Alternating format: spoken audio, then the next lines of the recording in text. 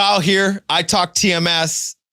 Today we've got a special guest, Craig McEwen, and I don't want to butcher your intro, bud. So do me a favor, give me your NFL background, because it is impressive, right? Okay, well, thank you. I'll be humble about it, but the reason that you didn't have the bio was because I didn't provide it, because I forgot to do my homework again. I did my humble homework, apologies. Yes. I'll own it, right? This is what we're doing. Rookie year, 1987, was a free agent signed by the Redskins. Thank you, Bobby Beathard. Rest in peace. There you go. And I was Doug Williams, Darryl Green, and Art Monk's rookie, and they taught me one of the best mentors I've ever had. That rookie season, 87, I actually got cut.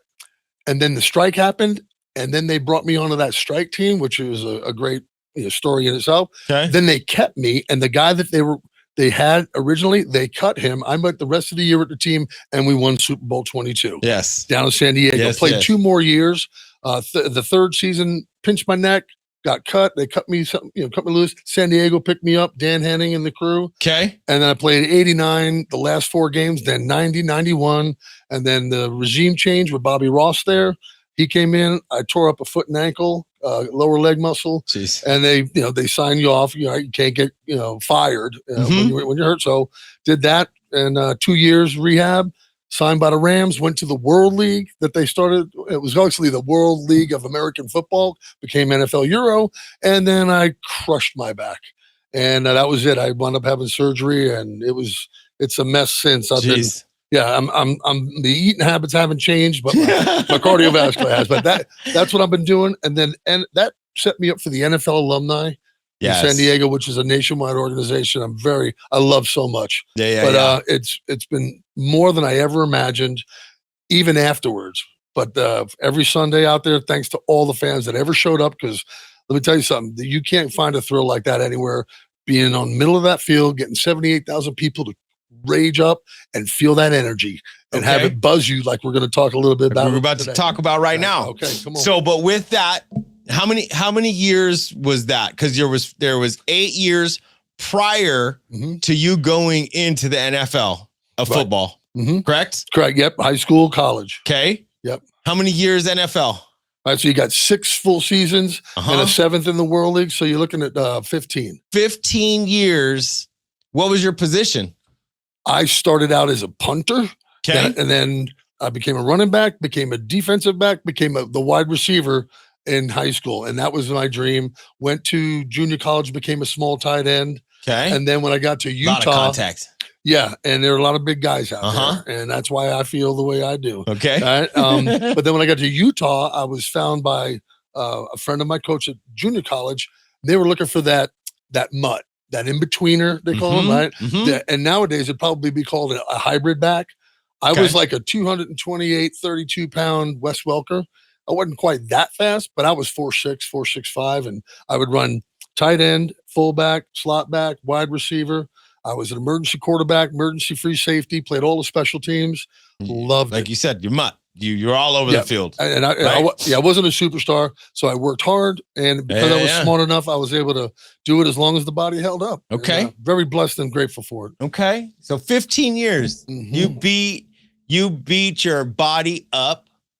And how long did it take before you realized it wasn't just your body that you were beating up that entire time?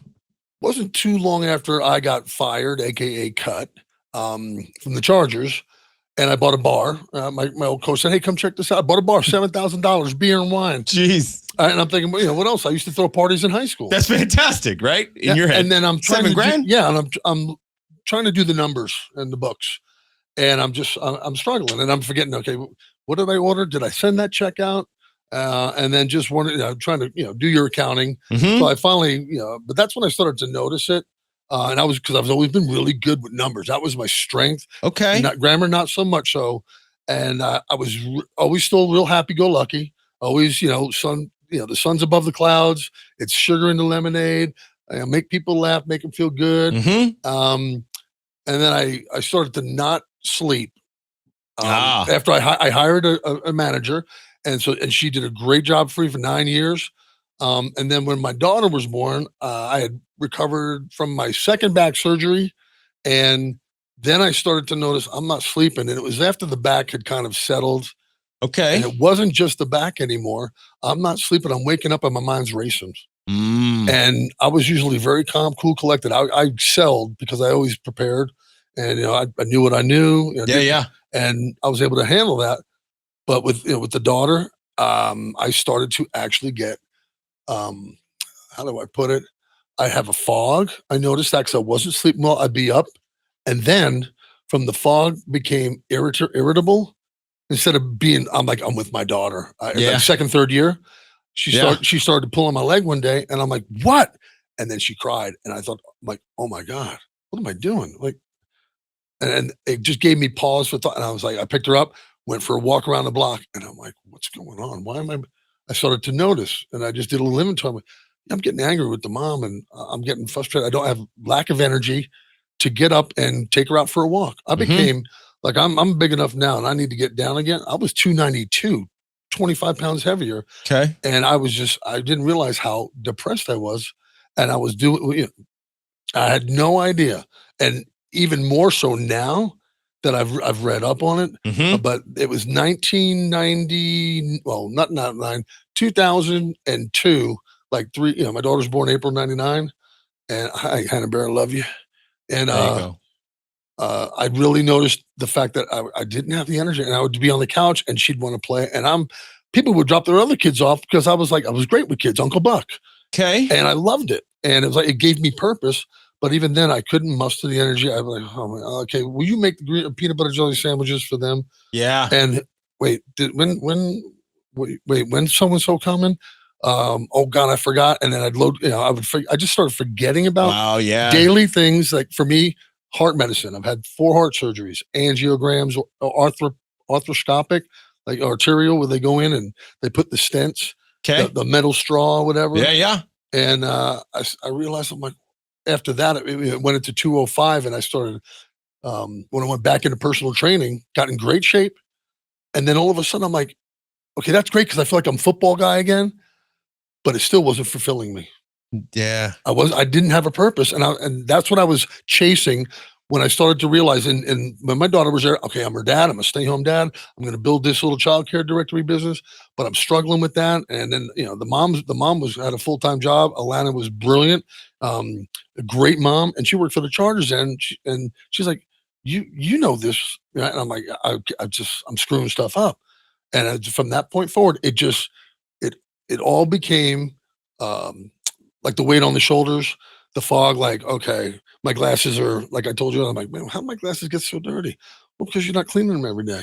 I just started realizing I'm not even brushing my teeth at night. I get up in the morning, I'm not doing some of the basic things. I'm not working out anymore. I'm forgetting when I worked out. When does my daughter go to daycare? Yeah. Or I would not bring her. Yeah. And I lost the discipline of the executive. How long of a span of time is this? We're going easily from 97 when I had my second surgery, 2004, I started to become aware of it. 2004, going to 2014, it accelerates. I'm getting angry. I'm getting explosive, like a road rage, and I'm like the chill. Like I love driving. I had off-road trucks and fast cars, but I love when I'm just chill. Almost done. But I would get mad. I'm like, why am I getting afterwards? I'd rage. Like, why am I racing in this expedition and just chancing, hurting myself, and then my daughter sometimes in the car. So I started. It was the emotional regulatory to use that as I came to, and we talked about that. You kind of gave me some insight into, that's this side of the loaf of bread, and the executive function through the 04, and I started to go into training. I couldn't count with my clients doing boxing. All right, I need 50. 1, 2, 3, 4, and all of a sudden, I'm 30. You lost it. 30, and they're like, "We're at 50 now, 60." I'm like, "Oh, just go to 100." I'm like, "You keep count," and I stopped forgetting where my appointments were, when they were, who was offsite, allowing proper time. What do they say? Like I was becoming a non-functional. Like they say, "Well, you're a functioning alcoholic." I was a TBI. Functional guy for a while. Thank you for saying it. And it became, I just got overwhelmed with it. And then I got I don't know. How long? So traumatic brain injury, for those who don't know, is TBI. how long would you say you were a functioning TBI addict? Through, let's see, a solid through 6, 7, 08, and then I did life insurance. I did to 11, 4 years. So 12, then I went to 12, 14, probably like the early 2012, 13, 14. Jeez. And then I just, my pain, and then I couldn't keep a job. Car sales. I was great at it. Yeah. Great at it, Right. but I'd be late, and then I started to forget the process and being able to talk people the products through, and selling. That's a lot of information you do have to know, and you have to be very quick-witted to come with that information to be a good car salesman, right? Yep, revert to your training. So you said 2014? Yep, then 15, 16, I went into, it was after that, I went into, kind of volunteering at 14 for the San Diego NFL alumni chapter. Okay. They wanted to reopen it. I got an email, I applied, and I'm like, yeah, this is what it's made for me. I can help guys with their benefits. And I was kind of rejuvenated. Purpose again. Right? Yes. And you're back with the league. You're with your people. I'm a football guy. Yeah. Again. The guy that died, that identity that I had to bury and didn't know who I was, because my little story, and we'll get back into another.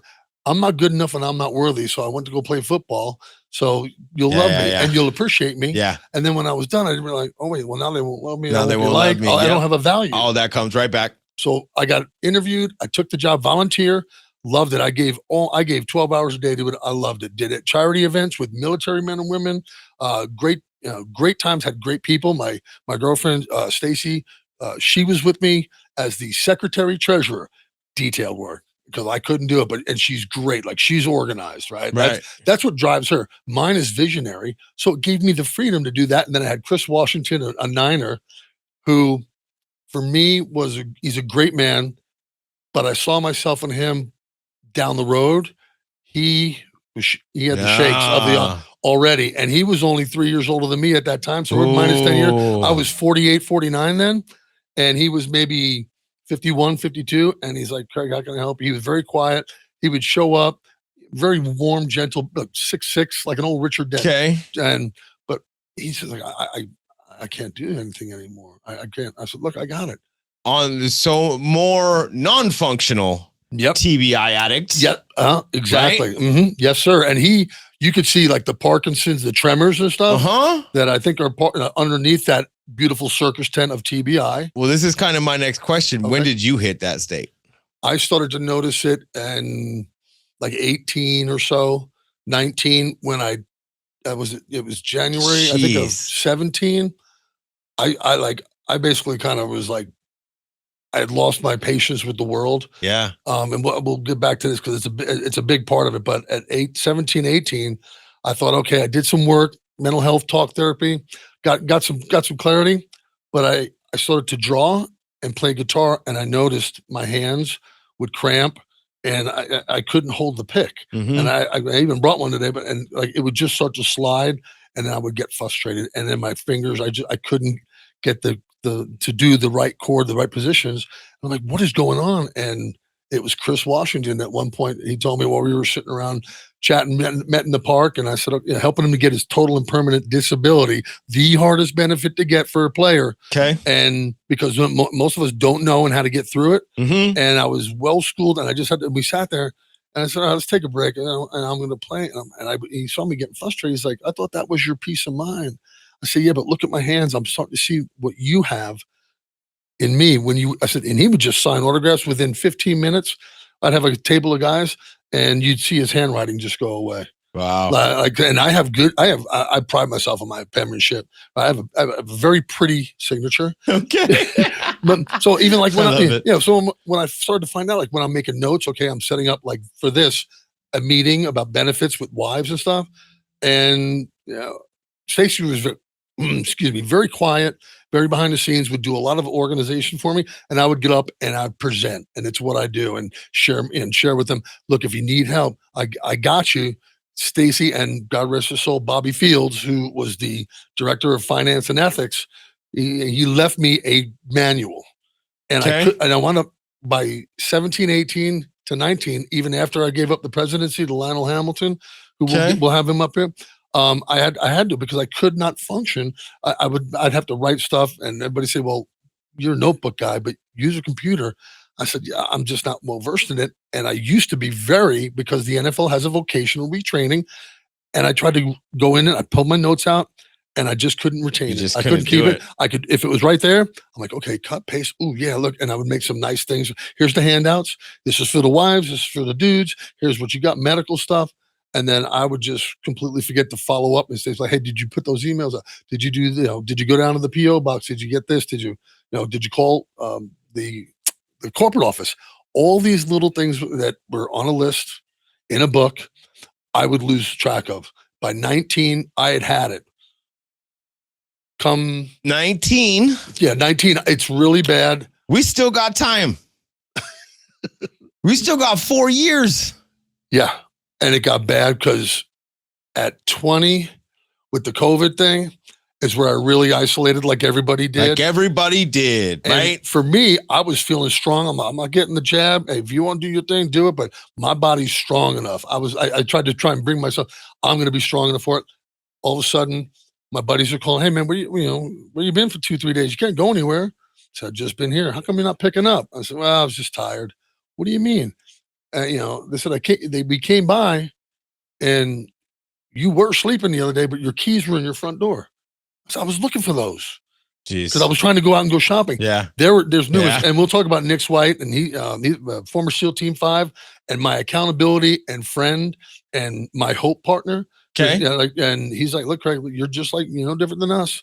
He says, but look, when I come over your house and your keys are in there and you've got like I used to do arts and crafts with my daughter.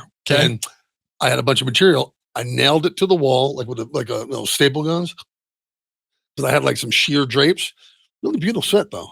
And I just, I'm dark. I don't want it out. And then I really started to struggle 19 to 23 before I came to be introduced to this technology. Uh-huh. The migraines were, and even before that, but it just became frequent, unbearable for 2 to 3 days at a time, at least a day and a half.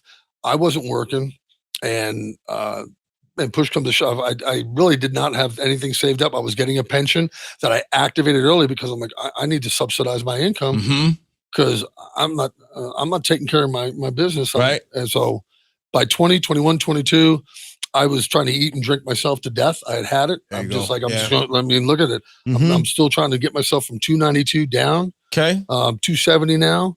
When Wes Chandler spoke with Evan Arapastathis, 2 NFL alumni fellas down in San Diego, he says, well, look, I think, Evan, you should call Craig. And they were doing a community event with Dr. Murphy. And they had they had some ball players there. And some of my guys like Anthony Miller, who knew I was struggling, who I actually, I created some absolute chaos between our friendship. And when I saw him that night, Evan said, come on down. I'm in a golf course. I'm hosing off dirty, golf carts. And I know I'm so much better than this. And I know I'm depressed. I'm like, I don't care. My daughter, God bless her for, all the things that I did or did not do for when I didn't show up, how that distance, she had, protected herself. Of course. I get to go to her wedding this year though. There you go. And I thought, if I screwed up the most important job and responsibility I've been put with, I can't forgive myself, even if I know this. And everybody goes, yeah, but you sound so good and you look good. I said, thank you for the book and the cover analogy that I'm going to read back to you. It's not okay in here. Right. Well, why do you, but you're more so smart in here. So the whole time you're telling this, I don't mean to interrupt you, but the whole time you're telling this, I see the movie Concussion. Yeah. Great movie. Amazing movie. But I'm like, you're talking to me and I'm just imagining all the characters playing out in that movie. And everything you're saying is so close to what you watch. But this is your life. Yep. And you don't want to tell nobody about it. And that was a long period of time in a very short amount of time. And I appreciate you cutting it short. I hate to, and I'll have you back on. We'll do it again till we could break more things down. But I appreciate you getting through that miserable stretch. 2000. Dude, that's so many years. Yeah, like 2014, I thought I had some false enthusiasm. I had some real stuff going. And then I was false enthusiasm. Yeah. You know, Fake it till you make it. Peaches and cream, living the dream. Every now and then, false enthusiasm in between, bridge the gap, but that don't work. You'll starve on that. Yeah. Like I said, you can't sustain that. And it, like I said, it got bad, and I was just waiting. I wound up. That's when I had 19 through 23 was when I had my 4 heart surgeries, because they're like, you're 97% clogged, and I'm like, I'm not just fat. I'm too. I'm an athlete. I don't get this tired carrying groceries in the house. Like, well, you're breathing through. There's a reason. You're trying to feed your heart, and through a pipe straw, versus a big gulp straw. And I was like, well, I almost got it. I almost killed myself by eating and drinking. Man, and because I'm good at what I do, and I thought, okay. When I went down to circle back, October 23, I go down to this event. Yes. And there's Wes. I walk in, and everybody's business attire, clean, slick, and I'm in a pair like I got my 511s on. They're muddy, and I've got my golf course shirt on, Chula Vista Golf Course. Thank you, Armando. So jeans and a crusty shirt, crusty golf shirt, and I got my hat on, and I'm thinking, I'm not even shaved, and I'm thinking, because I'm getting up, I'm just going to work. But that's how you're living at the time in the first place. I'm basically barely surviving with the intent to not survive it. And it's a real coward's way out. And that's what helped me when Evan Rapistathis and Wes said, come meet Oscar Medina. And it was after Dr. Murphy wasn't there, but they had a recorded presentation. And so I'm reading that. Oh, I love this. So he starts going through this. It's a 9-minute deal. It's what I use to keep myself fresh on when I go out and share this. And I'm thinking, he's talking about my guitar being out of tune from all the times I strumming it and beating back. And so my brain, just like my muscles and my organs, you're listening to Murphy's presentation. Yeah. And him breaking it down he created it for the ball players to talk about, hey, the brain is an organ. It's just like a tissue of muscle, right? Hey, muscle head. However, right? And I'm in my mind, I'm going, okay, operating system to a computer, Windows, my brain, that system in here, that communication, neurological, right? Yeah, the pathways. All right, well, if I drop my phone or my laptop, it's going to jostle that. Now the software and the apps, that's all the stuff that you're learning, your skill sets, education. And I'm thinking, oh my God, that's why I can't remember the chords, or that's why I sound because my guitar's out tune. I got brain damage. I'm thinking, hey, look, you all grow up. Oh, you knew what you were going to get into. You never knew about that, because back in our day, you didn't know it back tough then. Up. Hey, come on, get in the game. That's right. I used to take bubble yum.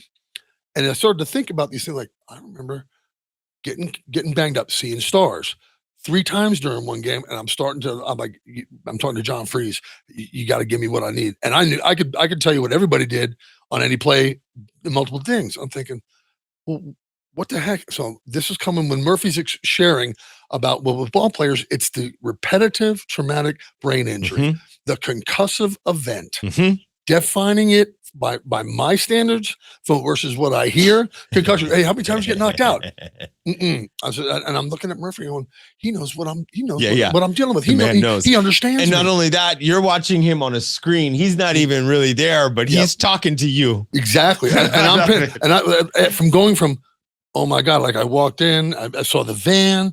Okay, I'll take a pic. You want to picture me and step and repeat? What, are you kidding me? And I said, all right, hi, how you doing? Oh, I want that picture. And I'm like, you don't want that picture? I said, look, I can clean up pretty well, but now is not the time. And you can see the light in the eyes. Evan comes over. Hey, look. And he says, and Wes goes, and there he is, the man of the hour we were just talking about, who we've invited down here to give him the gift and the invitation to allow us to help him. And I'm like, oh, this is a shotgun intervention. I was just about to say that exact word. They invited you. You walked yourself into your own intervention. Yep. And I had a thought. What a blessing. I'm like, why am I going to go there? Well, because I'm making $15.50 an hour. My pension is what it is. I'm hungry. I'm going to get some food to go. In October of 23. Yep. And you're making $15 an hour. $15 an hour, and my pension was $14.06 a month, 6 seasons. Because I took it early, because I'm a pre-93er, because I was struggling to maintain. Yeah. And gotta put some. That's a whole nother segment, another show. Okay, is benefits and things that I'm trying to help transform. Yes. But back to Murphy. he is talking to me, and I'm thinking, as it's coming to me, his words are translating into the message that I have been trying to express to people for 10 years. Yeah. Look, Craig, you look great. I said, yeah, that's great. Yeah. But here's where when I brown out, or I trail off, or I kind of keep rambling without a point in mind of, hey, Murphy's up there talking to me. Now I can express to people. And then Wes says, we're going to take a break right now. We're going to get Murphy up. Then Murphy came up, and I'm like, I know what I like, this is for me. So Murphy actually was there. No, excuse me. I said, no, the video. Oh, the video. Yeah, the video Okay. came up, and then great. Then that ended, and everybody, like, there was like, hey, go get your desserts, whatever, because it was a dinner style. And then, and Craig, stay right there. Oscar, please come on. So I'm like, okay. I thought Evan said, hey, there might be something here for you, and I care about you enough. I'm like, all right, I'll see what it is. If it's, like what I used to do with the alumni chapter as a president, somebody would approach me, hey, at the men's club, testosterone, or some other sort of vitamin D thing. Right. All right, give me 3 months of make me feel good, but then it would go away. So Oscar says, look, I'm going to be direct with you. Oscar, the owner Oscar Medina. of Mindset. The founder of Serene Health. Serene Health. Optimum Medical Management. And Mindset, and partner of Dr. Murphy, Dr. Yes. Kevin Murphy. Thank you, Murph. Appreciate you. I told you we're going Oscar for too. Oh yeah, Oscar. Oscar too. I call Oscar the Godfather. Kevin is since he's an Irish guy like me, he's a Mick. I call him he's the green man behind the green curtain. That, Doc. I didn't say that. Hey, Doc, he knows I love him. Absolutely. Like even now, I see him. We're on the same floor. I'll come outside and he'll come out and I'll get him from behind. I'll lift him up. No. Thank you for giving me life back. Yes. And that goes right to the conversation with Oscar. I said, how you doing, sir? I said, look at you. You look great. And his son came over. Okay. Carlos came over. Carlos Partida, the clinic director. Yes. And I'm grateful for all these people. And then I met Candy Lloyd, Oscar's first lady that handles all the stuff. Okay. And he said, I'll be brief because I know a couple of guys want to talk to you, but will you let me help you? These guys asked you here tonight, and I told them I'd be happy to, at no charge to you. Wow. All I ask is, if you would do something like this, like if you would share, if there's anything good that occurs, share your story when it's all done. If this PR-TMS was the cause for an effect that impacts your life, that results in something positive in any way, level, shape, or form, right? Mm-hmm. Would you mind sharing it and doing it? I said, absolutely. I said, I would welcome that because right now I'm at wit's end. Now, I wasn't suicidal, but I was extremely depressed. And at that time you weren't suicidal? No, it was in 2016 or 17 that I had the pistol on the passenger seat. Okay. And I know we're jumping back and forth. Right. At the glider port in La Jolla, San Diego, California. Yeah. And I'd been driving around on a Saturday, picking up a bunch of gift cards and some stuff for one of my events coming up for the upcoming Super Bowl event, watch party. And I was done like midday talking with my social media gal who was out of Michigan, and she's like, okay, here to that. Now that was 10:30. Then there was 1:30. Then there was 3:30, and we were done at 1:30. But she followed up with something, and I said, oh yeah. She says, well, you're not home yet. What are you doing? I said, I'm just driving around. I said, that ain't my home. I said, it's a house. It's a cold, empty, dark, cold place that it's like a cell that I go back into. And that's why I like to get out and be around people, because when I go there, it's solitary confinement. It's my isolation. It's my punishment for not being able to handle myself and work and overcome this and be I was strong enough to play against men, so my superior physical. Yeah. And I can really compete. And so that was back in 2017 where all of a sudden, I think it was like 4:30, an hour and a half later, it was almost 5, and the sun was just about down because it's that time of year. And Dana Lehan from the Player Care Foundation reaches out because this woman, and I can't even remember her name right now, but she's a life angel, my social media gal, who called her and said, you need to call Craig. And me and Dana knew each other because from 2009 through that to 2000, so that was 8 years. I had been applying 5 different times for NFL player assistance grants. Mike Ditka, God bless and rest his soul, the Gridiron Greats, and the Hall of Fame Trust. They gave me a $5,000. Here it is, $5,000. Use it wisely. Show us that you're gonna, send us receipts. I was able to do that. I was able to get my, some rent and get myself a breathing room. But I couldn't sustain it. Right? Yeah. I got the Players Assistance Trust. Very grateful. Some medical stuff, and rent again.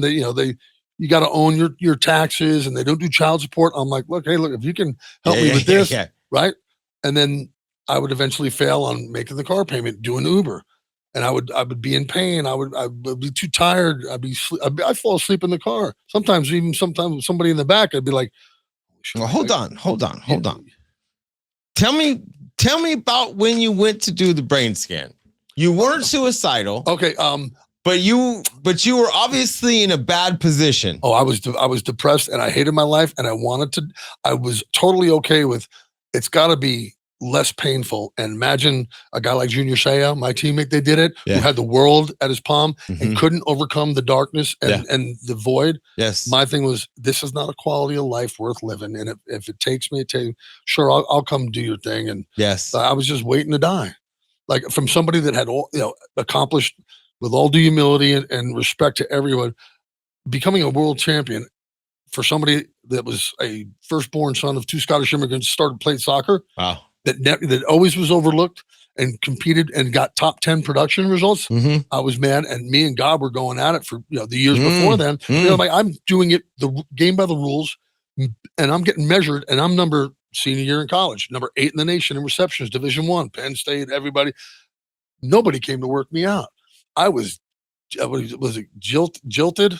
I was jaded. I'm like, I'm doing this by the book, and nobody sees this. Well, there's a lot of things that I didn't realize about how God works in beautiful ways. There you go. And thank God he knows I'm imperfect, and he forgives greatly. and I love it. So I'm going to tie that into when I went the next day. I went the very next day. Okay. So you meet with Oscar. He gives you the offer.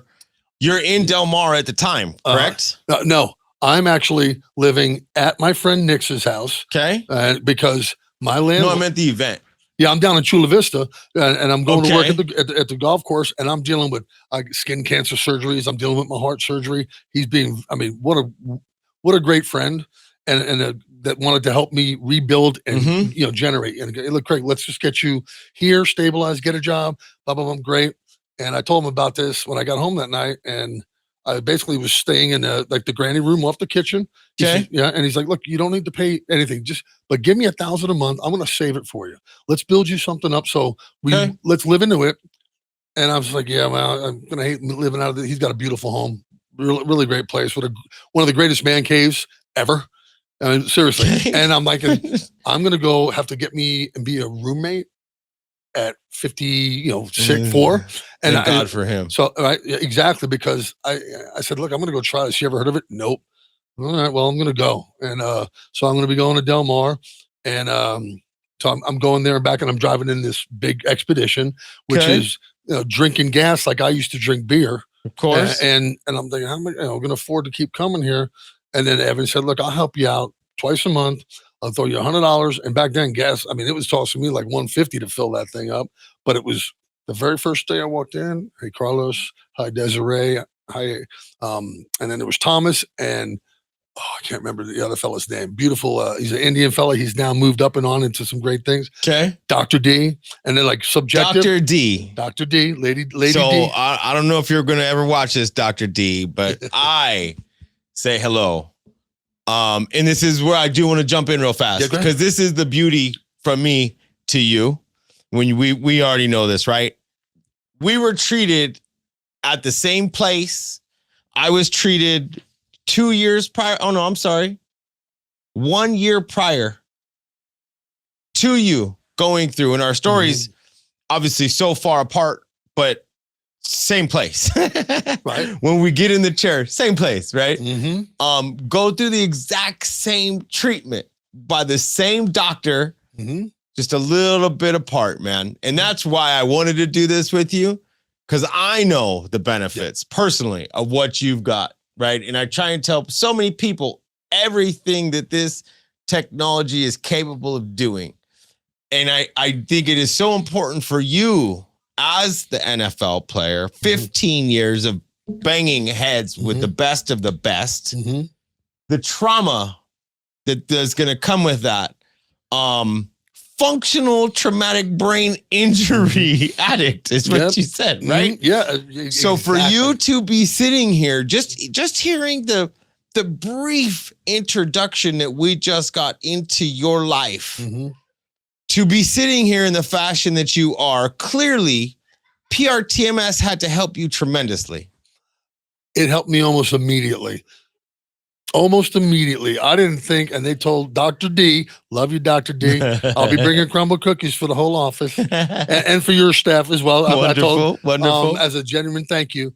Dr. D, after I had my EEG, sat me down and says, okay, well, look, yeah, obviously you've got a storied past, and by your subjective survey, self-reporting, okay, very severe old depression, but she said, do you see this? And for all of you out there, we've got my EEG. You don't know if we'll be able to see it later, but the ideal, I guess, brain, the band, the way it shows up is a nice clear signal like a radio. It's like a mountain, and then it goes like that, right? And there's everybody, the optimal, have it right down the middle. My team can put this up. Okay. When we cut this together, they'll put that up. So when you look at it, okay, so when we're looking at the 1018 one, the very first EEG, which is the brain map of the 19 areas, and this is some of the stuff that we got to talk about, me and Josh, very personal, intimate, but also on a high level where he even taught me some more. I've been learning ever since. 19 areas.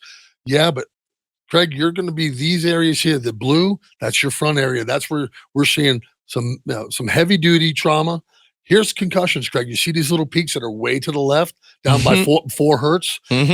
Those are that's the slow end, right? The 4 beats per second or something like that, right? Yeah. Okay, so I'm thinking, oh wow, that's bad. And they show you the unicorn one where it's down the middle. I said, well, how is that going to help me then? If I got to do 6 weeks, is this the rest of my life every day a half hour? She goes, no, but you're going to do 8 weeks, and we're going to track you. I said, with where you're at. Where your starting point is, 6 weeks is going to be beneficial, right?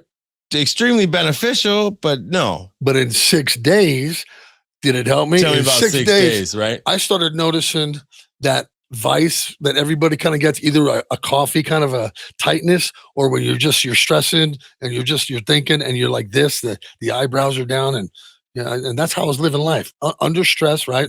Survival, fight or flight, and I just started to relax like that.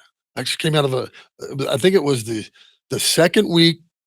Is the second week, second treatment or third treatment? So Tuesday or Wednesday, because Doc's there, I think Monday and Wednesdays. And I got to see the EEG, and they said, Doc looked at it. She needs to meet with you because she wants to show you something.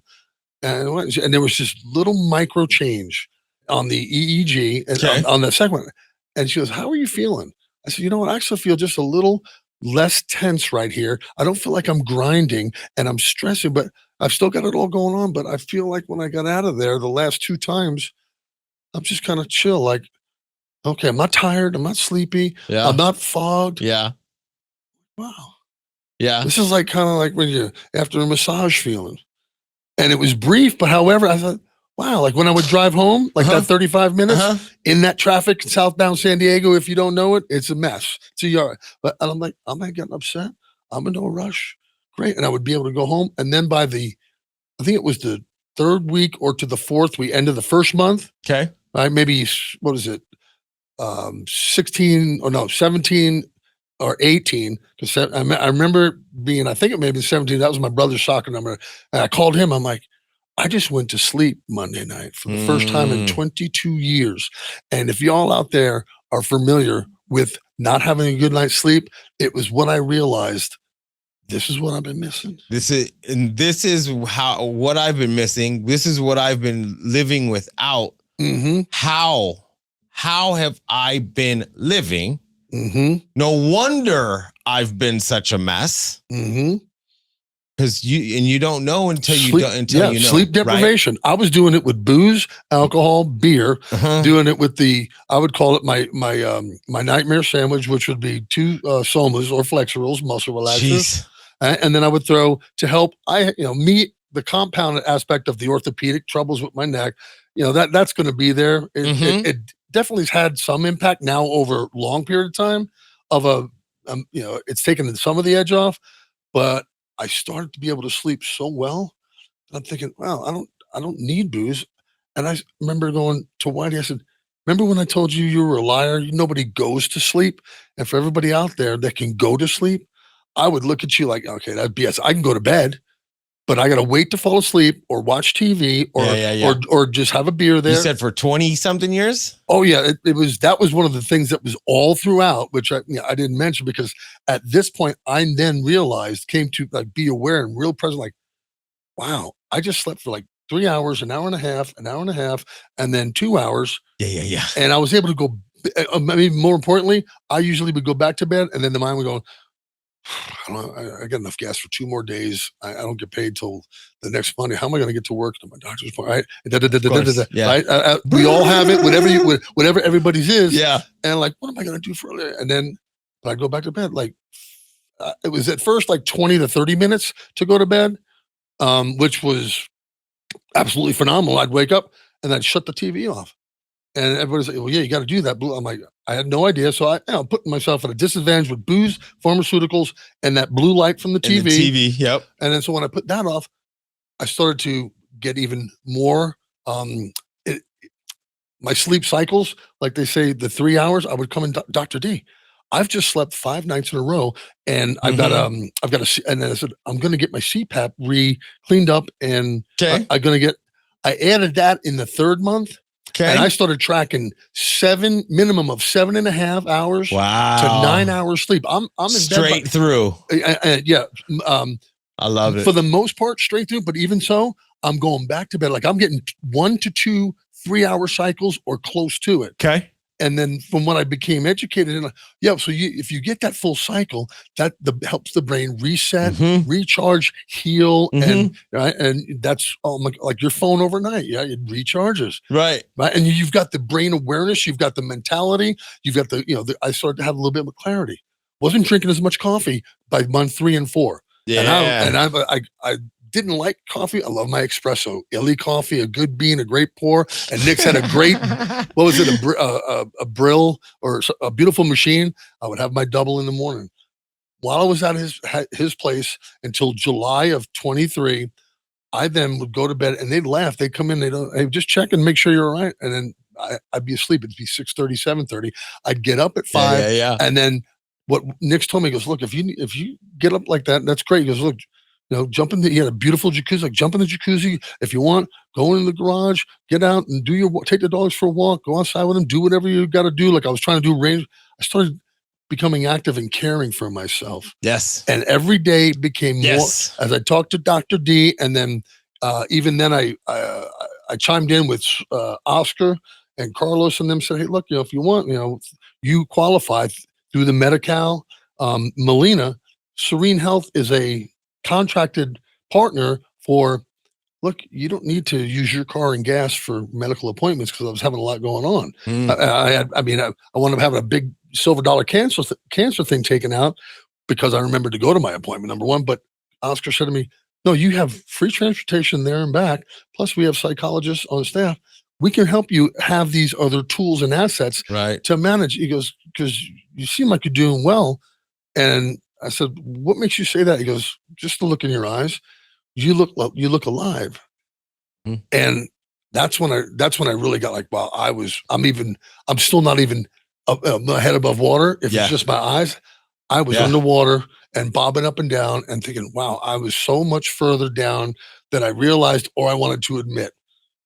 Both. And own it. Right. So, because my story was, well, I'm not good enough. And I got past the, come on, God, what are you kidding me? And so let me ask you about that. The internal dialogue. When did you notice that change? That was after like early 2000, like in the late 90s, when I realized my football career is over with the back surgery. Oh, when did it start? When did it change? Because I'm sure you had it. Yeah, when it started to come up. Yeah. Got it. Okay, so it was before my birthday. It was around Thanksgiving as we sat around Nix's house. Now this is October 18, November 18. And then so the following week, 1 or 2. So it was 5 weeks or 6 weeks at the end of like a traditional first cycle of treatment. Okay. Right. And I'm already starting to, the sleep's coming on consistently. And I'm just like, wow. And I remember Nick's telling me, he says, look, don't worry. You don't have to go to the store and get anything. I told you, this is for you to stabilize, get better, and build yourself back up. Yeah. And He says, look, I got you, man. Like you're worth it. You gotta, regroup yourself, huddle up. And I'm like, okay. So Thanksgiving, everybody's working around. And he goes, man, just go for the walk the dogs. And I used to take him up on the hill behind Eastlake. So I did that. And I was like, I'm really lucky. And if I don't do something with this gift, I may not have another chance. And I want to live. I want to get connected with my daughter again if it can happen. And I understand my story. I'm not good enough and I'm not worthy. But if it's me that made that story up and created it based upon whatever my life's circumstances were in the context, I'm also the author of the one that can, do the sequel or the continuation of. Yeah. If I had quit like I did over the last 5 to 10 years, I'd have never made it past high school football. Even I would never made, because I was always giving my everything, and I lived into football with my greatest passion and love, and it was my everything. Everything was making with that in mind. I thought, well, if I do that with me, and I don't have the job I want right now, but I can do it. I can find it. And how will I do that? I don't know. We'll figure that out. I've got Nick's giving me, he's got like 14 cars, and he's like, you need you need to take the Corvette and go, take a drive, go see, your daughter's back in town. She's willing to see you. Take that up and just show up in that and just say, look, man, I got, hey, thanks for seeing me at lunch. I started to take proactive steps to reconnect with her. I started texting her weekly because I wasn't worthy before. She's not going to want to be around me.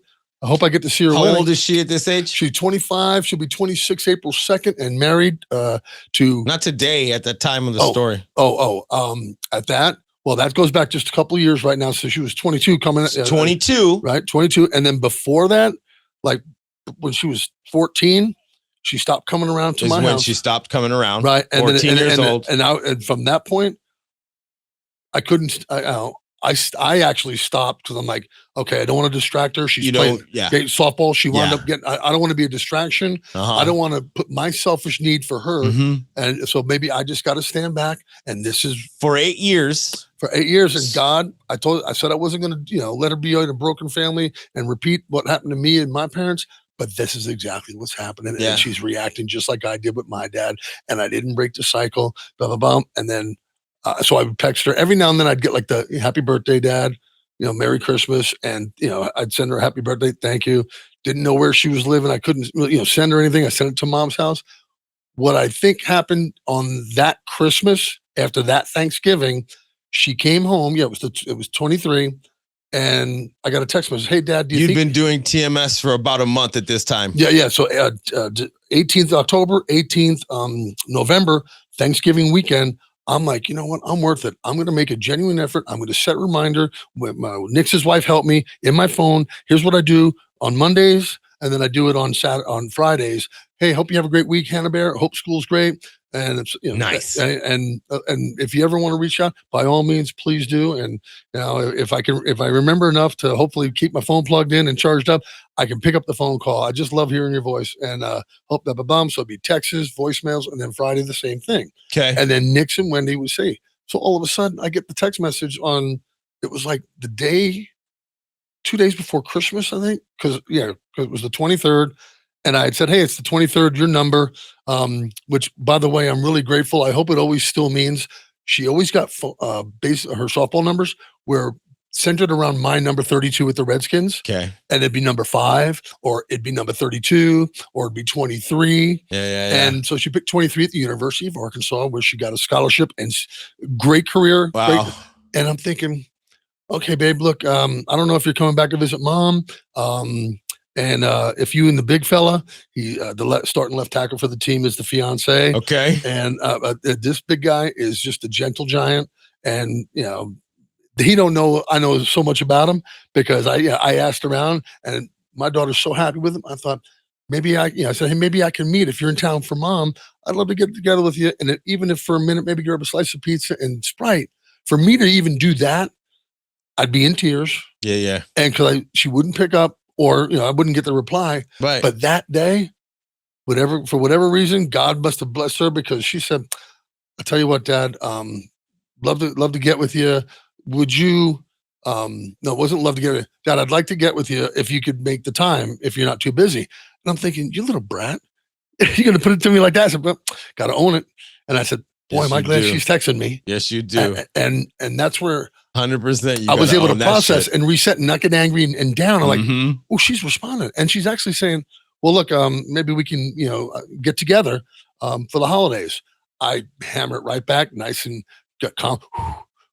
Okay. Yeah. Love to do it. Do you have any place in mind? I'm assuming you're at Mom's, which was, Santee down in San Diego. Okay. And I said, if not, I have some friends that own a breakfast place right down the street from the house, couple miles. They'll put us, set aside a booth for us, and I'm sure they'll be very happy that I'm going to get to see you, and they'll buy us a Christmas breakfast. Okay.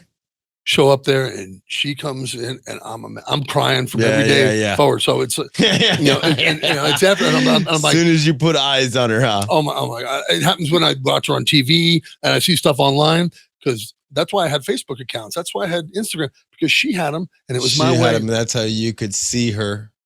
Because when we were younger and I was softball dad and we were going around, I don't know how it was happening for her.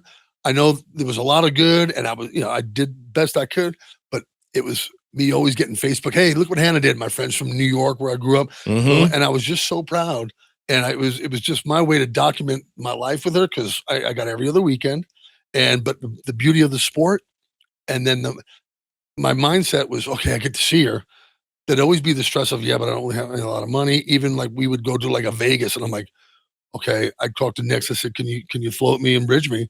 And I'd wind up then getting extra hours here. But that for me was the greatest life preserver or life jacket, because when I was able to look back when I met her, I said, I printed out a book from 2008 or 9. She was 7 and 8 years old, and she got asked to play softball. And I showed her very first picture, her very first team was the cover. And then the back superimposed was her hitting the 3-run home run for Arkansas that took them to their first super regional.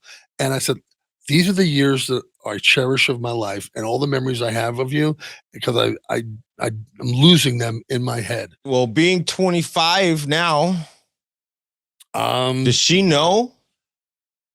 Does she know? I know she obviously knows some, right? Yeah. But does she know like how the TBI that you were dealing with, the concussions, the movie, does she know the extent to that? I believe she knows. To what extent, I don't know. But Nick's, I did 77 days inpatient back in 17, and we we talked about that when I was the gun and everything. Yeah, of course. They took me in. My friend Nick's and my friend Ray, rest in peace, Ray, went to see her at Pat Henry. She was a junior. Okay. It was her senior year, and they said, hey, look, we just want you to know that your dad, is doing well, and he only gets a call or so a week. He wants to call you, but he doesn't want to be a distraction. He's doing okay. He's just trying to figure stuff out. Why, why he can't do things, figure stuff out. And she's like, is my dad going crazy? Okay. And so there was the inkling. So there's that at 17 and not knowing, but like, okay, probably because there's dialogue. What do you call it nowadays? Narrative. A lot of times people are like, hey, Mac's crazy. Oh, Craig's crazy. Hey, Coach, Coach crazy. But it was me. People are like, no, I'm hyper, man. I'm ADHD, and I love having fun. There's a time for work and there's a time for play. And I'm at my daughter's deal. I'm going to try and have fun. But she saw me struggle, like, shoot. And I'd get, like when I'm getting ready for school on a Monday. But that moment when Nick's then told me, she asked us that, and I was like, wow, okay. That's how she sees me, probably. That's how she thinks that, is he going crazy? Is it because of football? And I'm sure she because come that December 29th, when I saw her in 23, and we sat down, and I had seen that online earlier that year. I saw they were in town, and they posted they were at Disneyland. Okay. And so when she showed up a little late, I'm like, look at that, man. I'm early. And I've struggled, with the TBI, struggle being on time. It's still a thing for me. I really got to work hard at it. And she comes in and she's tired. And I said, how you doing? I didn't say, I'm not stalking you online. Hey, so, hey, how you doing? What what are you doing? What are you and Big Mo doing, huh? Yeah. And oh, nothing. Very resistant and closed. And I just, my friend Wendy, Nix's wife, well, just be at ease. I'm like, look, I get it because I was her with my dad. So I'm just gonna. I kept feeding, and I'm like, okay, she seems like she's here because she loves you. she has to. But how is the relationship today? Because she's told me she loves me. Like she said at her graduation, Dad, of course you can come to my graduation. You're my dad. I said, okay, great. I said, but I don't want to be a distraction. I don't want you to be embarrassed of me.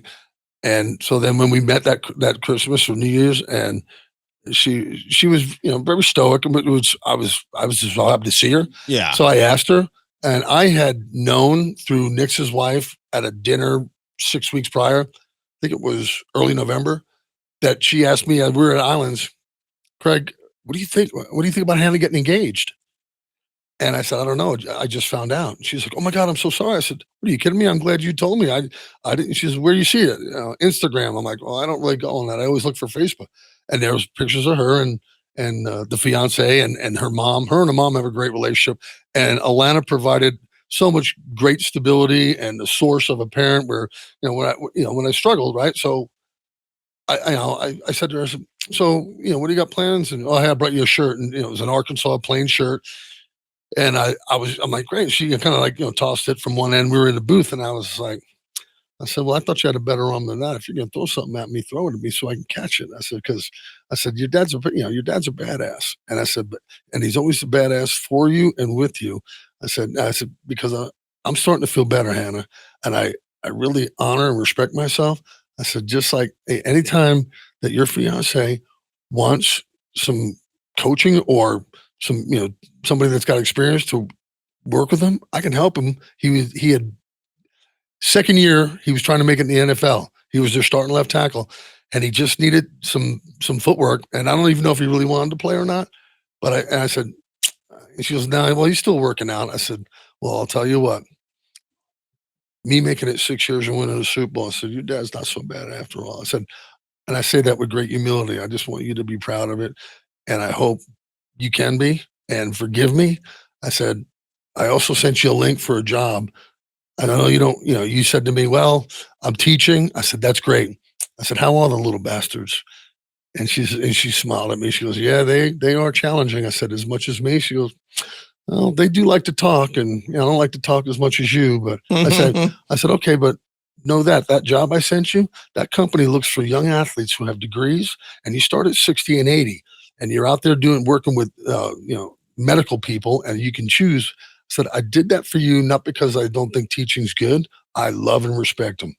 I said, however, your man right now, I said, he is ideal because he's physically, they look for big ball players because they don't get intimidated by doctors. I said, you don't get intimidated by me. I said, you threw that shirt at me like it was like, hey, here you go. I said, I like that.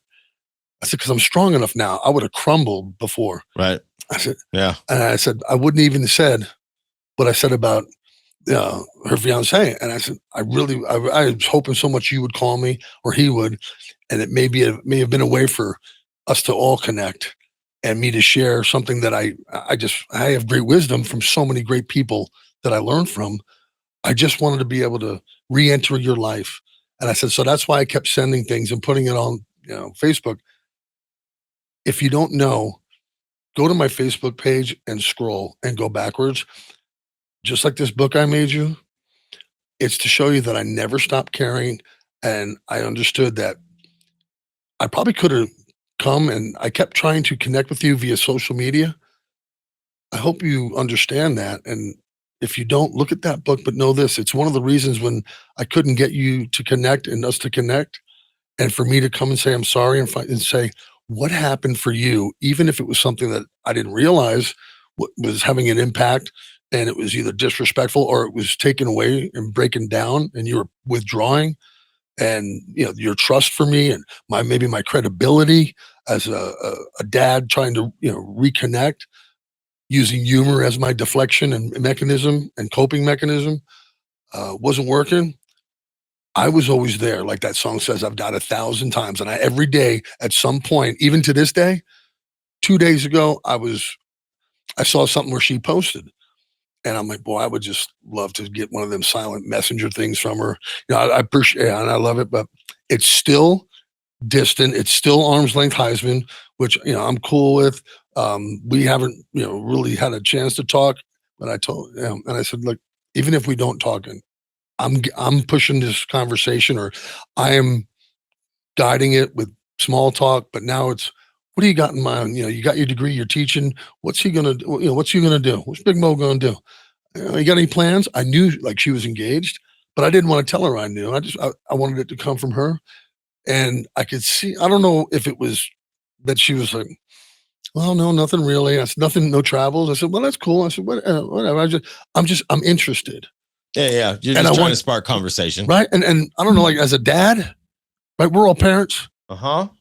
It was the first time since 2000 and what was it, 2014 or 15, that I was able to feel confident and clear in what I was saying to her, genuinely and authentically. Mm-hmm.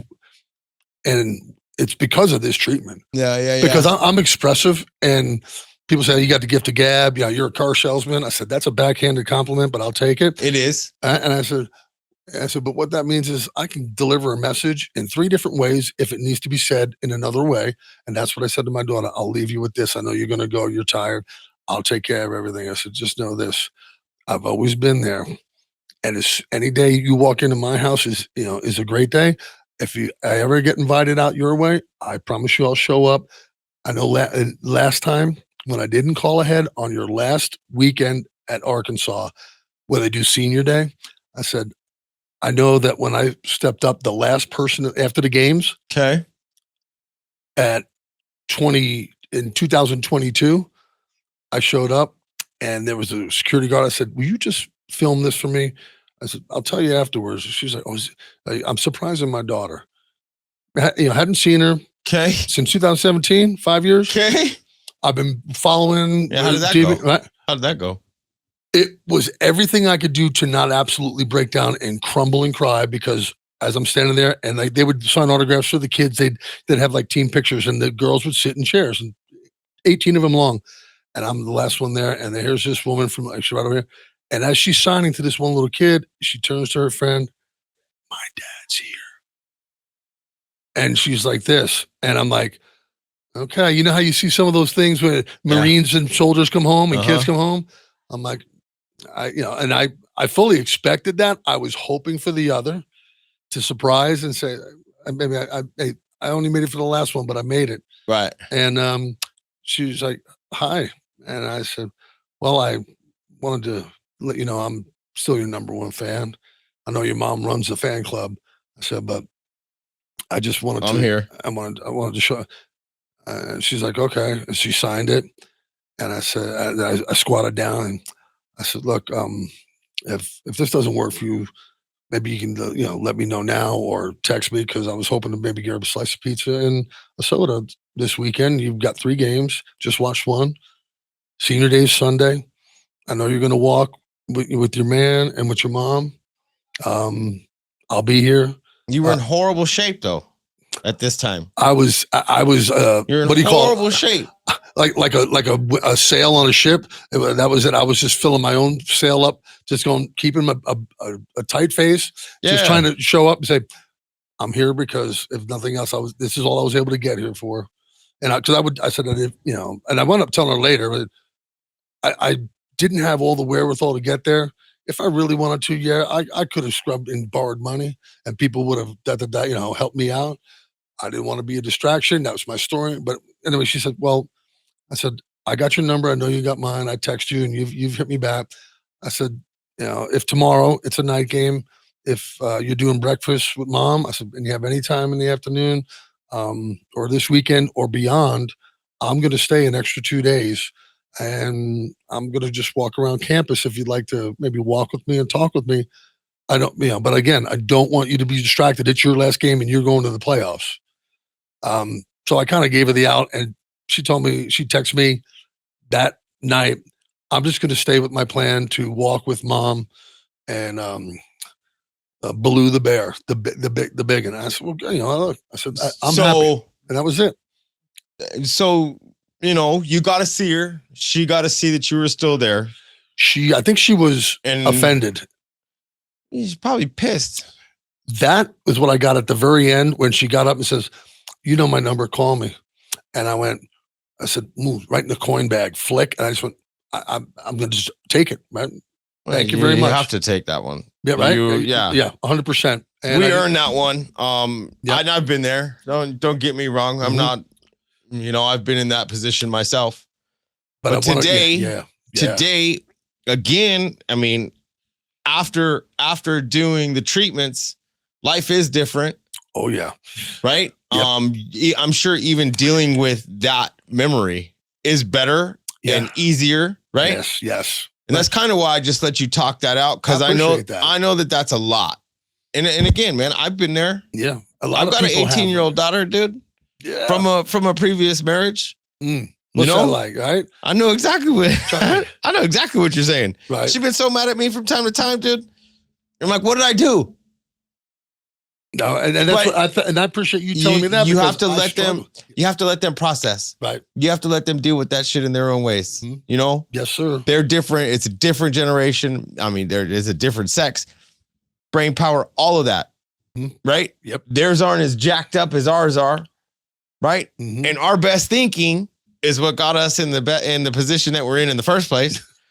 And we both know where these brains have been. Right. Yes, sir. But today, whole different man. It's a totally different equation. Totally different operating. And I am looking at brain scans. Obviously, and it's funny because normally when I do these, they're a lot closer together. But I'm looking at a brain scan from 10/18, 2023 to what is this one? I'm so blind. This is 10/15, 2024, a year apart. Such a different brain. In all honesty, if I didn't know what these were, I'm looking at technically 3 different people. Yes. Okay. Then I come over here to your scores, and there's a 70% decrease in your anxiety, and that's over a year's time. That's over a year. Yep. No medication. Will a doctor prescribe you? Will take you from a 21, which is an extremely high GAD-7. Okay. That's an extremely high anxiety scale score. 21 down to a 7 and sustain. Yes. And sleep. That's just your anxiety. Oh, yeah. Okay. That's right. Now we got all these. Now wait. Yep. There's more. Your depression. Okay. PHQ-9 score. 19. No. Oh my goodness. I'm sorry. That's actually a 29. Highest score you can get on a PHQ-9. Okay. Literally, it doesn't go higher. Yeah. It doesn't go higher. Again, 70% decrease. Yeah, 70% decrease. A year later. A lot of commitment to the treatment, of being consistent and allowing it to do what it does over time. Yes. It's not a quick fix, right? No, there is no pill out there, and don't let them kid you. When they tell you it doesn't exist. It's lifestyle transformation. Yes. It's a collaboration of me coming and talking with you the first 1 and 2 times was great for me, and sharing, and then hearing it from you, and it makes it okay. Right. And like, we're so, reared and groomed as men. Go back in the day, like, be tough. Come on, tough guy. Or you can't show weakness or vulnerability. Okay. And don't be a crybaby. Don't be a wimp. Okay, great. Blah blah. Yeah, right. And I thought this thing finally got my operating system. This big old gray poupon, I call it, because Doc told me it's the texture or consistency of a tofu. and he says, you've been shaking that tofu around inside that, what do they have, that popcorn ceilings? That man. And he says, you're banging your head up against that. And he says, the inside of the skull really isn't that smooth. It's, it's a little bit, I said, what, like the ceiling is popcorn, but the outs, the backside of that, he goes, yeah, he goes, and that's where you see those micro tears. So when you have a really big concussion or a concussive event, that's why they do the scan for the swelling or the bleeding. Now you're doing a repetitive one. You're constantly pushing and knocking yourself down and knocking down your ability, emotional, regulatory, and depression. And I kept working on it, talking to Dr. D, showing up to work. And that they said, look, just show up. Don't worry about a thing. There's no financial obligation. Relieve that stress. Then I started playing guitar more.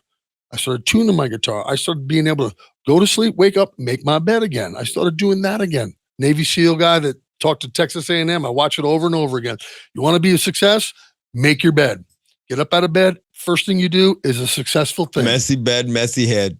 Yeah. Okay. Right. Is that like you say messy desk or cluttered desk? Mhm. But okay. That's what mine was like. Okay. There's so many things. I just went, oh, let me make my bed first. I'm gonna go downstairs and have my 1 cup of coffee. Coffee went down. So I'm not trying to ramp up the Red Bulls, the double espresso with four coffees behind it. Yeah. And Murph told me, and his education of me, and to me and allowing me to come get him. To you. Right? Right? About you. About me. And he'll see me and I start sharing with we're working, we got the chief of police in La Mesa right now, and we're sharing some of this technology for those people, dispatchers, and some of the officers. Hey, they're stressed. That job's like, go along on a ride along. Yeah. All right. And First see responders. Right. And then if you're it's insane. So he goes, back, let me tell you something. He goes, you look different.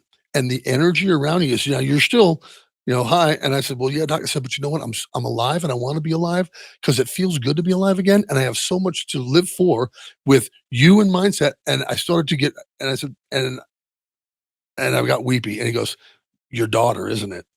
And I said, yeah, tag, I'm hit. He goes, that's the one unresolved thing that you still have the opportunity to change that narrative. That's that story. Look, you've done everything you could, because I shared with him as my dad and me.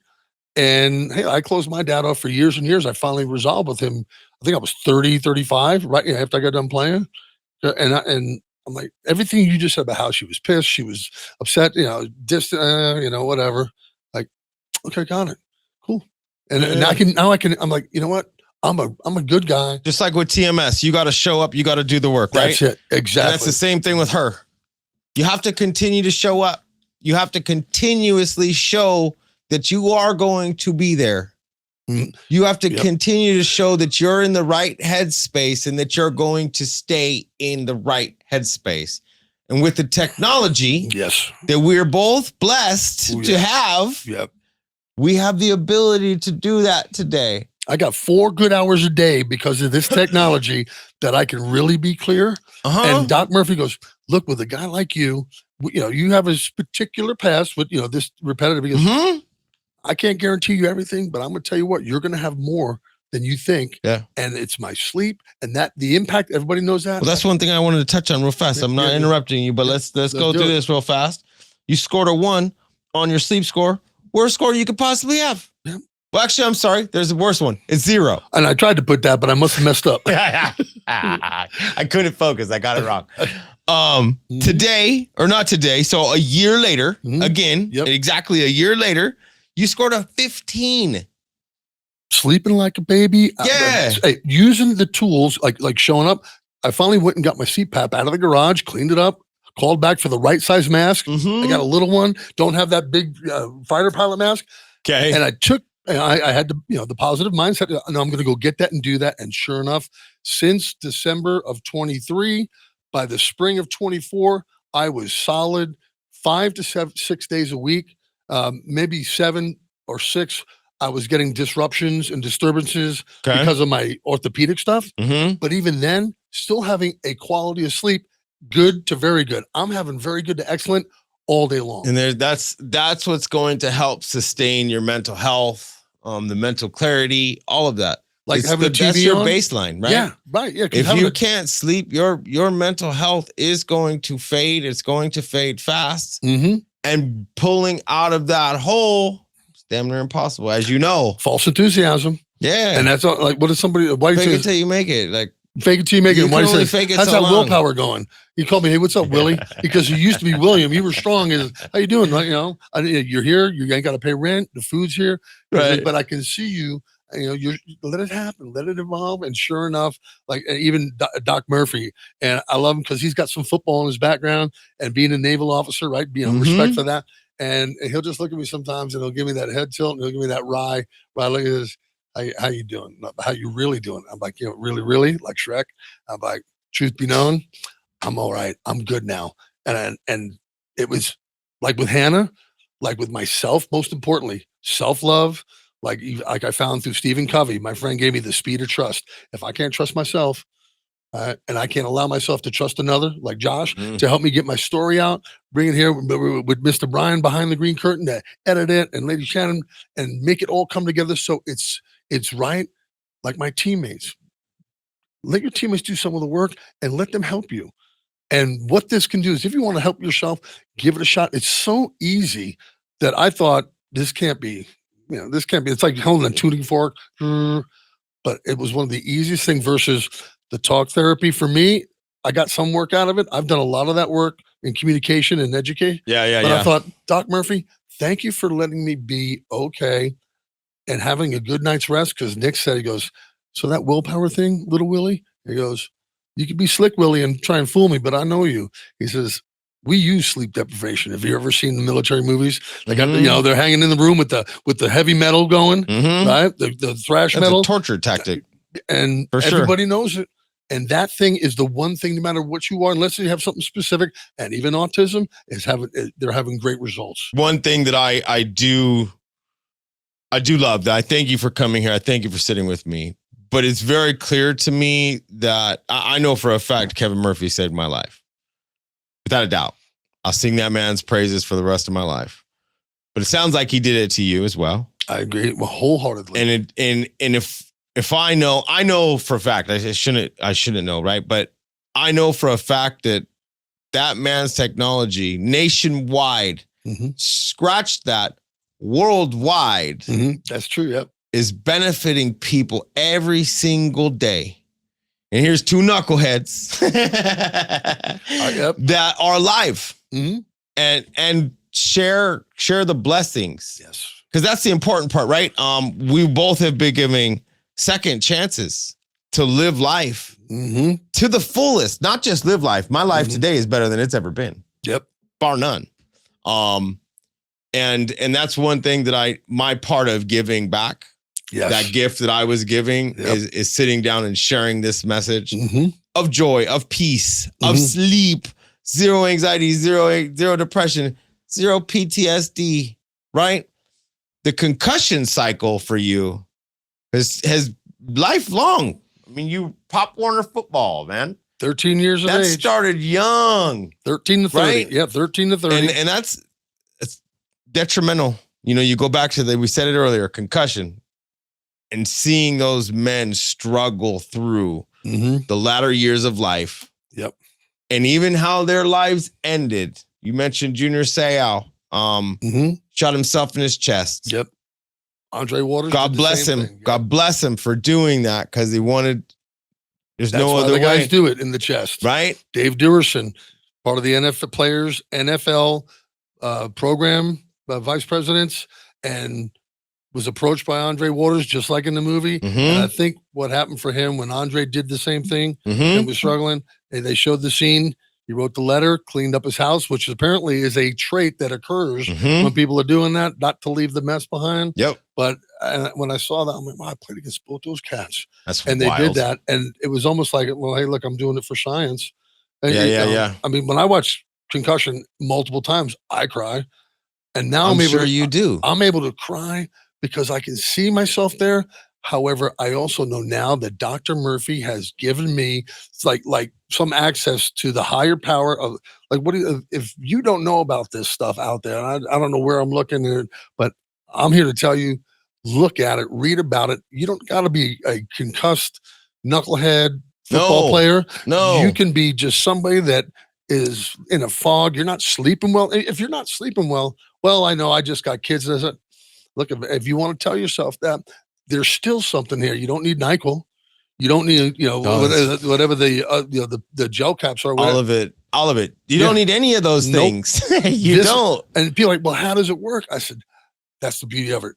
A guitar tuner. Boom. They map your brain. It's like putting a camera, boop, but they record it. It's an audio recording.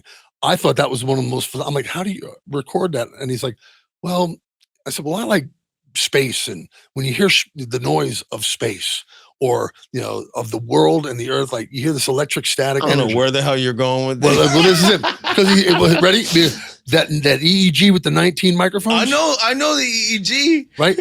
When he records that every area of your brain, and then it translates into here's how it's firing. The screenshot of the scans of how the neurons are firing in your brain. He told me this. Did he tell you this one? I love this one. He goes, well, Craig, on your football field in this area, there you go. He says the marching band isn't in lockstep.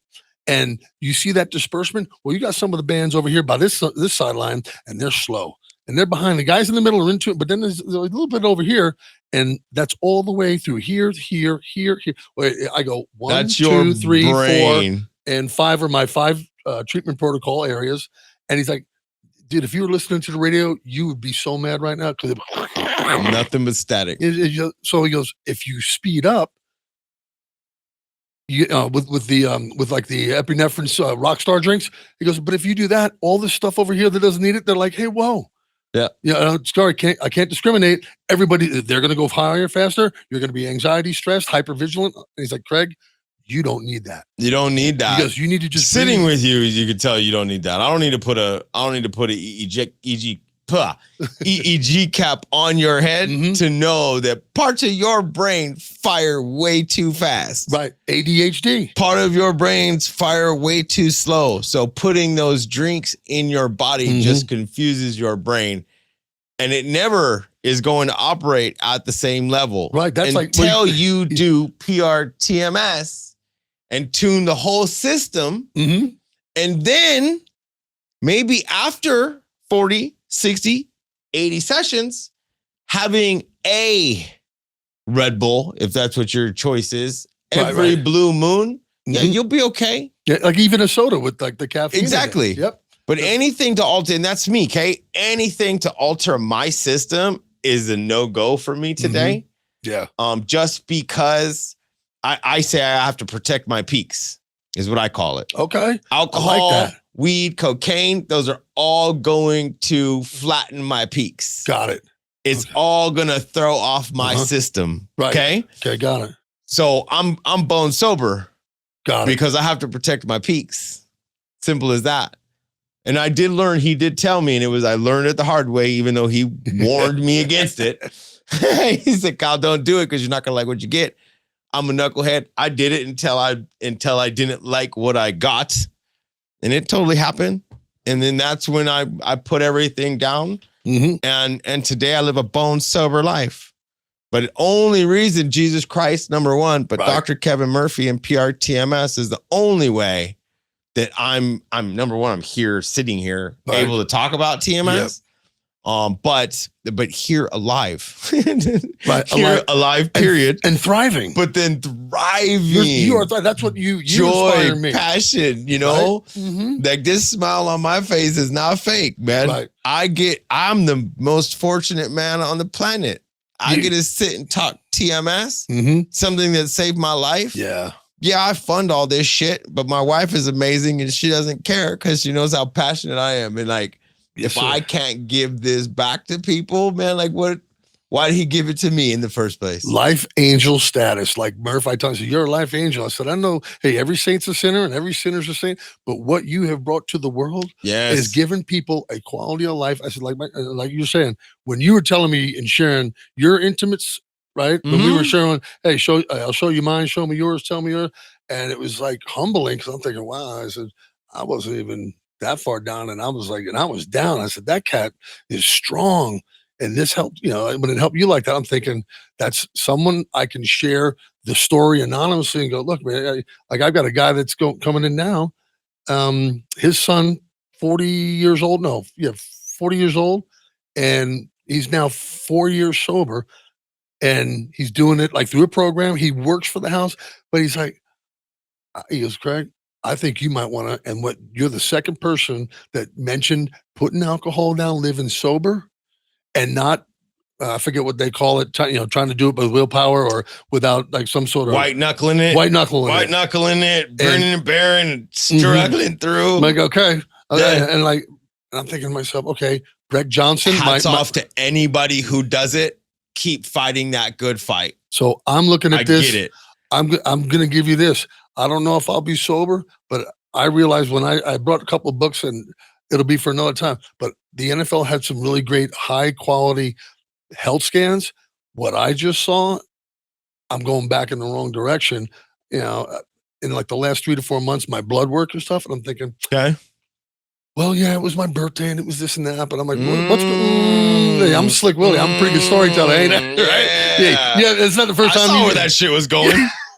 You didn't fool anybody with that shit. Woo! Them cocktails will that's do why I had you to hold on no to this bueno. one. Yeah, I carry this with me every day now. Like my buddy, You should go get you a 12-step one. Yeah, and How about that? Yeah, so that's where Zach, who is now a worker at Freedom House, and he wouldn't mind me saying, just had his 4-year chip, and I was a part of his transformation and actually transportation just to get him there. It took him 3 times, but we were just sitting back, and he goes, "I just got my 4-year chip." And I said, "Well, look," I said, "that's why I don't drink when I come around your house, and I never feel bad about it. I never feel pressured." And I said, I did it for a DUI I had way back in the day. And I went through I went to the AAs and fulfilled the requirement. And I enjoyed it because I liked some of the messages. I said, but I really wasn't in it authentically. I was doing it as a fulfillment, but I still enjoyed it. Yeah, you're on a court order. But what you have just said, I got a great wife. How wonderful is that because of some of the residual effects and impacts of PR-TMS and sobriety.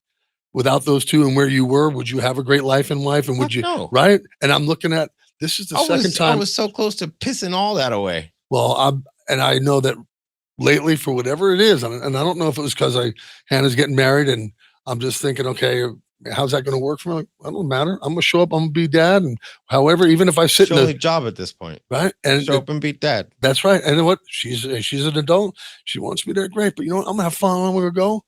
And I'm looking like, I used to drink a lot when we would go to those softball games. And I'm starting to look, Brett Johnson, who does my embroidery, God bless him. He was sharing me, he goes, yeah, Craig, 9 years ago. He goes, I just kind of, maybe for him, I don't know if he's in a program. He didn't share, but he says, my life and my relationship with my daughter and my ex are so much better than when I was married and they were younger. He says, and I feel better. And he goes, I know that, you're trying. I says, yeah, but I haven't tried that. I've quit and abstained. You said earlier how much you used to drink. Oh yeah. I'd kill a 30-pack in 2.5 days. You said, Bud Light. You literally were saying how much you used to drink. It's my go-to. And if you don't think that drinking affects your peaks, you're out of your mind. Owning it. And if you think you're going to sustain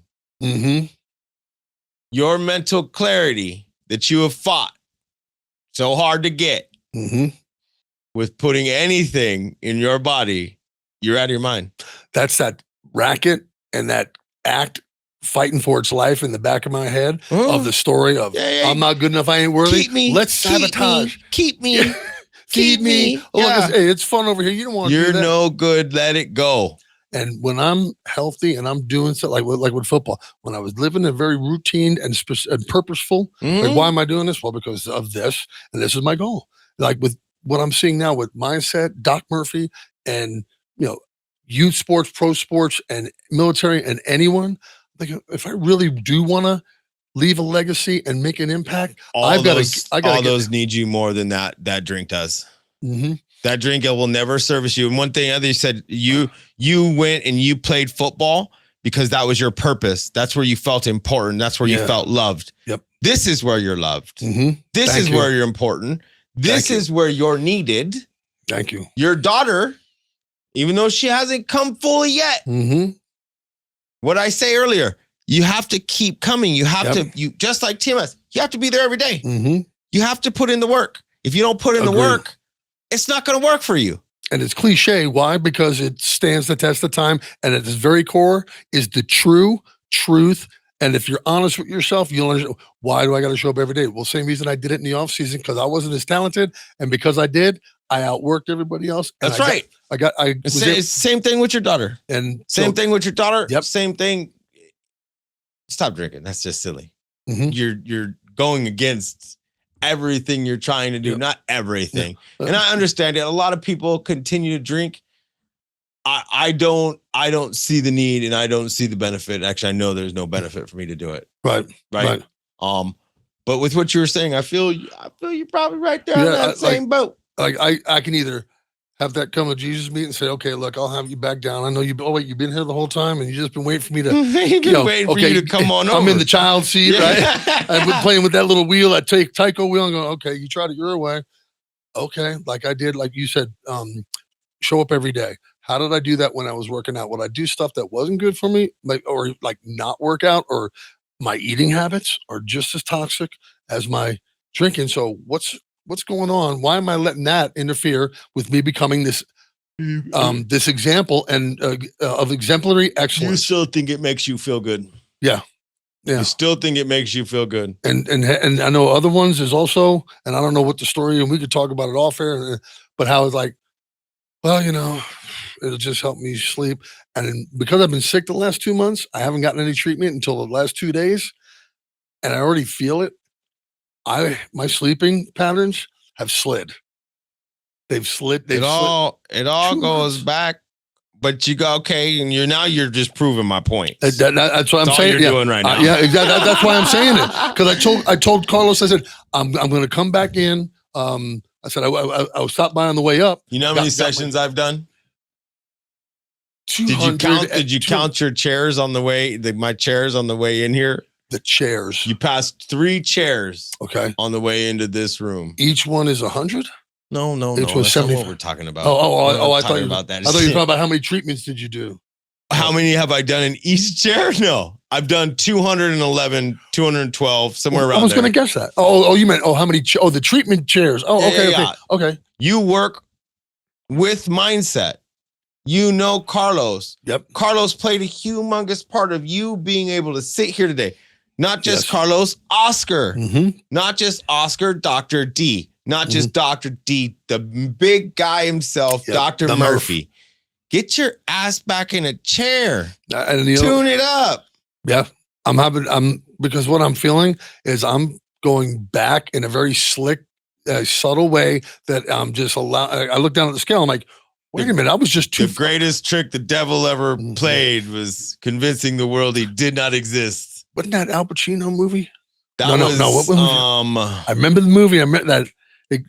Unusual Suspect. Usual Suspect. The Usual Suspect. Kaiser Soze. Wonderful movie, but that's the truth, man. And he's waiting behind every corner and everywhere, just for that moment of momentary lapse of reason, distraction, and go, like me going, all right, just went through this big brain and body scan, which I'm going to get. Me and Murph, I've already talked to him, and Oscar. They're going to donate the equipment into this Cleveland Clinic, Hoag Hospital, Newport Beach, Mass General, where they send people, us guys, and we're going to start that program. So you're coming for the NFL. And I'm coming for them, my retired guys. I said that so wrong. You're coming to help NFL. Right, coming NFL for them. Players. Yeah. People who struggled like you struggled, because the benefits of PR-TMS. Mm-hmm. You've been through it. You see how easy it is to not only access this care, but get it on a daily basis, to go through the process, right? Yep. And you know what it's like to come out on the other side. Number one, just come through it and still be alive. Number one. Mm-hmm. Number two, thrive. Thrive. The fact that you are fighting to get your daughter and to be a part of her life is your thrive today. Oh, yeah. I challenge you to continue that fight.